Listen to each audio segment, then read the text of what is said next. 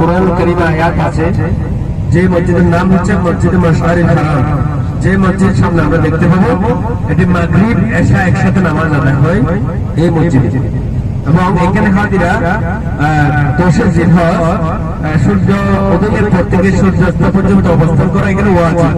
এখান থেকে হাজিরা কঙ্কর শয়তানকে পাথর মারার জন্য পাথর কুড়িয়ে নিয়ে এখান থেকে ওনারা বিটা করে জামরা গিয়ে শয়তানকে পাথর নিক্ষেপ করার জন্য এখান থেকে কঙ্কর সংগ্রহ করে এবং এখানেই পড়ে থাকে, যে যেখানে পাই সেখানে রাত কাটাই।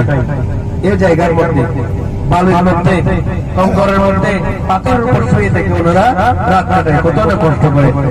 দেখেন হাতে ডানে দেখেন মসজিদে মাশআরিল হারাম, মসজিদে মাশআরিল হারাম। এই মসজিদটি বন্ধ, এটার মধ্যে মাগরিব এবং এশা নামাজ একসাথে পড়া হয়।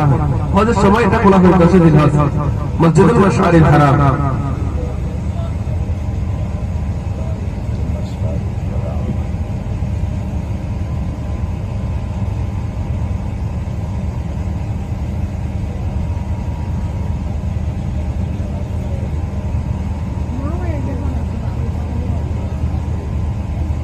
একজন মানুষের কেন পরে করে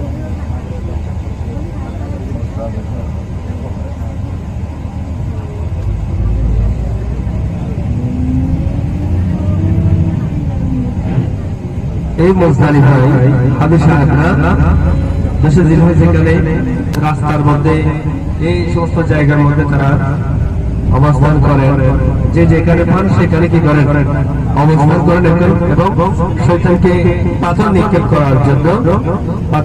করার জন্য তারা এখান থেকে তখন হওয়ার সময় গাড়ি নিয়ে এখানে সমস্ত জায়গায় কঙ্কর ডালা হয়। এখানে পাথর ঢেলে দেওয়া হয়, ট্রাক অনেক বড় বড় গাড়ি নিয়ে এখানে কঙ্কর ডালা হয়, ওখান থেকে হাজিরা কঙ্কর সংগ্রহ করে।